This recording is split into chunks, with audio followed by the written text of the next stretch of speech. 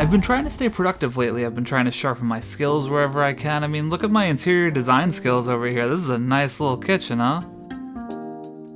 I can come design yours too if you'd like. But anyway, developing my photography skills is something I can't put on hold either. Goran from my Discord brought up the idea of Zoom portrait shoots. I had seen a few articles about it, I saw that Mango Street video, but it was really that post in my Discord that made me say, hey, what else am I doing? I'm definitely not doing all those other videos that people ask me about regularly, that's for sure. Teehee, those videos are coming, I promise.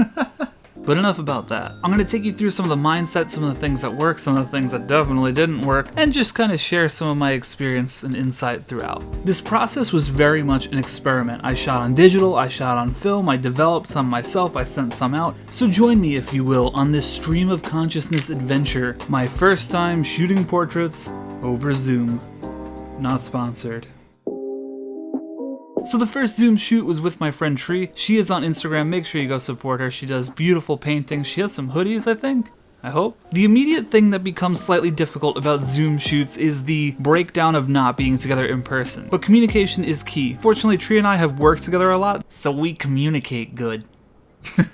One of the most important aspects about this is getting good lighting. Relying heavily on the windows in the room and natural light is going to be your best friend here. One issue you can run into though is that phones don't necessarily have the greatest dynamic range, so it is going to be easy to accidentally overexpose skin tones, which on a phone over Zoom, not a whole lot you can do about that. Some of these shots really were not the best. To me, the texture of the curtain is just too distracting, and then in the other ones, the skin tones are just like, eeeeee.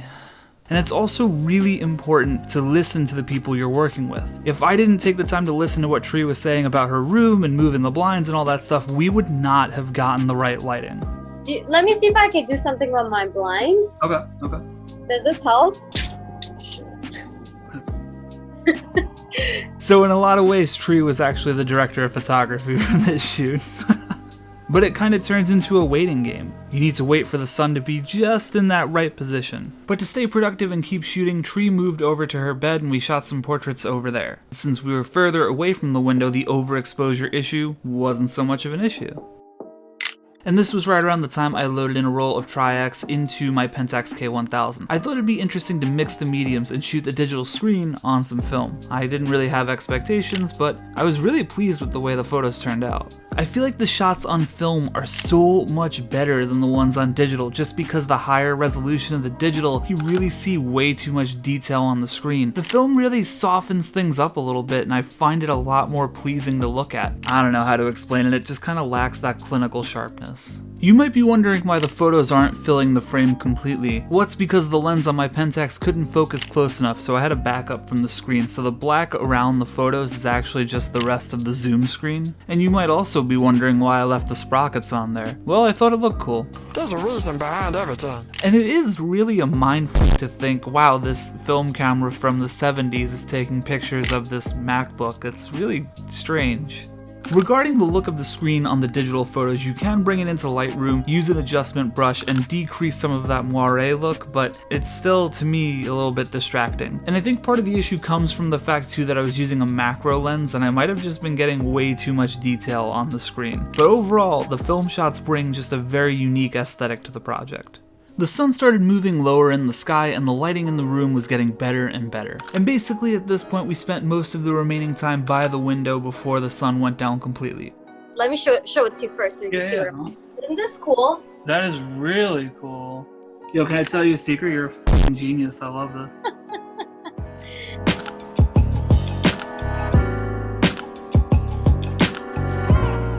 So why don't I just bring like the other... Yeah, exactly. That's exactly what I was meaning. Yep, yeah. Between the natural light, the fill from the curtains, and the colors from the rainbow fabric thing, everything was in the right place at the right time, and these photos came out really nice. The film photos especially, I really love how these look.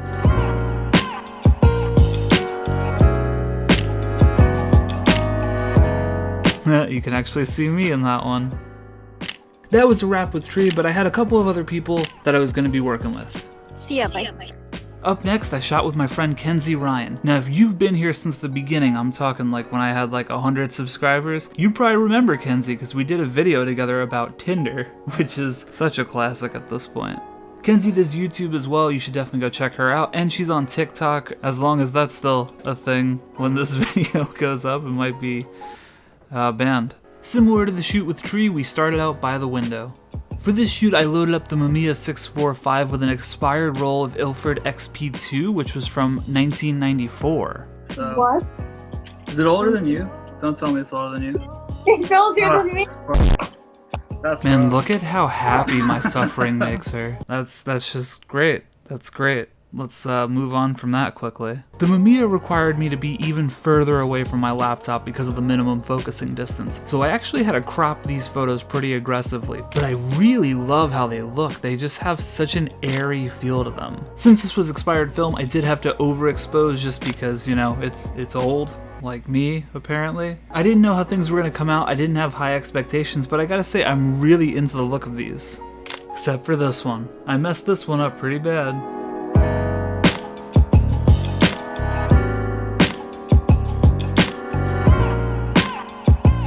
While we were by the window, I of course snapped a few shots with my A7S and that Nikon macro lens I was talking about, and with a little bit of tweaking in Lightroom, I really love the colors and just the overall aesthetic of these shots. These are pretty cool. Dare I say these photos have some pretty nice tones.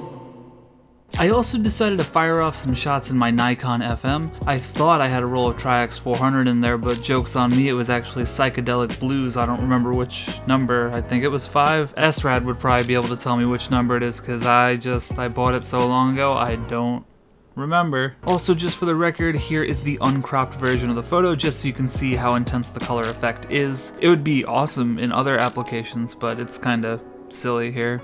I don't like how these came out very much. We were losing light fast, and Kenzie's phone battery was not long for this world. How's my battery life at? 6. Okay, we're working at 6%.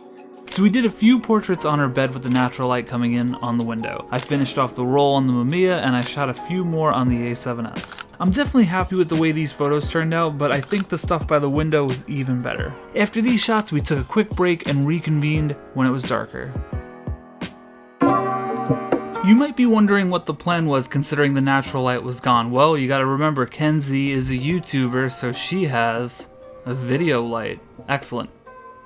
It's like super muted. It turned out way better than I thought it was going to. Oh my god, my face. I look like I want to murder someone. And her light actually has those multicolored LEDs, so you can change it to blue and pink and all kinds of stuff like that, so we were able to get some really awesome colors. I spent a bunch of time shooting on my A7S for this portion of the shoot, and I will say I love the look and the color of those shots, but it feels like the lower light of the room, especially in the shadows, really emphasizes the kind of ugliness of the screen. There's a lot more of that screen effect going on in these photos as opposed to the ones from earlier on in the day. One other thing I can say that I really like about the aesthetics of this setup is it's got that big MySpace energy. These look like profile pictures from MySpace from the mid-2000s taken on a shitty webcam, and I like that. Add me on MySpace. Peak intelligence alert. I loaded Tri-X into my Nikon FM. It's actually not mine, it's my friend Heather's, thank you Heather, but it's peak intelligence because we're messing with these really beautiful colored lights. So I thought it'd be a good idea to shoot black and white. Massive brain. After these shots, Kenzie went back over to her bed. And in order to make this move, I felt pretty bad about it, but Kenzie had to move her whole desk over. Have you ever seen a more professional setup? But it was absolutely worth it. I did some pretty heavy lifting too. I loaded a roll of Portra 800 into my Mamiya, so... I only took a couple of shots with it, but the colors were really beautiful.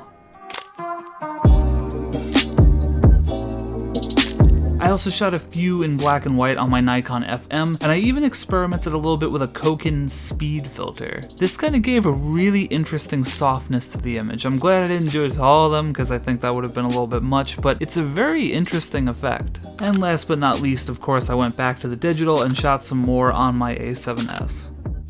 These are absolutely my favorite photos that I shot with Kenzie. There's such an intimacy about these photos with how close she is and just the location and all that jazz. I just think it really makes them stand out. My last Zoom shoot was with none other than the legend himself, the unsung hero, Horseman. If you don't know Horseman, that's totally fine. He hasn't been on the channel in a while. You know, I don't expect you to go back and watch every single video, but you should. But that doesn't matter because today we're shooting some portraits. I wasn't prepared for this beauty.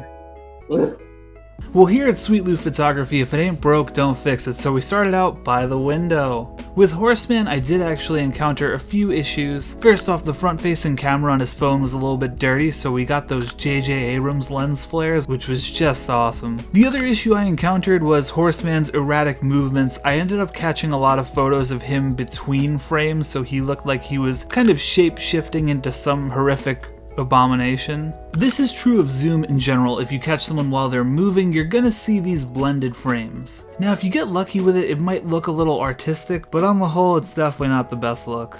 Once we got ourselves situated, we decided to do some shots by the window. And these, I went for a more silhouetted, dark and moody look because Horseman, let's face it, he's a very dark and moody character. Okay, that's stunning.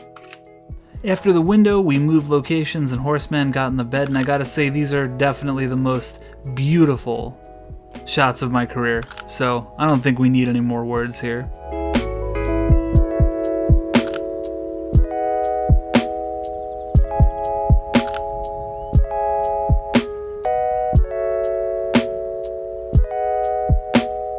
Shooting zoom portraits is not for everyone, I totally get that. You're not going to get the highest quality photos, but to me it's still something that can be really creative, and it also lets you spend some quality time with your friends. My advice to you, keep your monitor clean, be a team player, and this is just some general good advice for photography, but it might be the most important. Enjoy creating and have fun with it.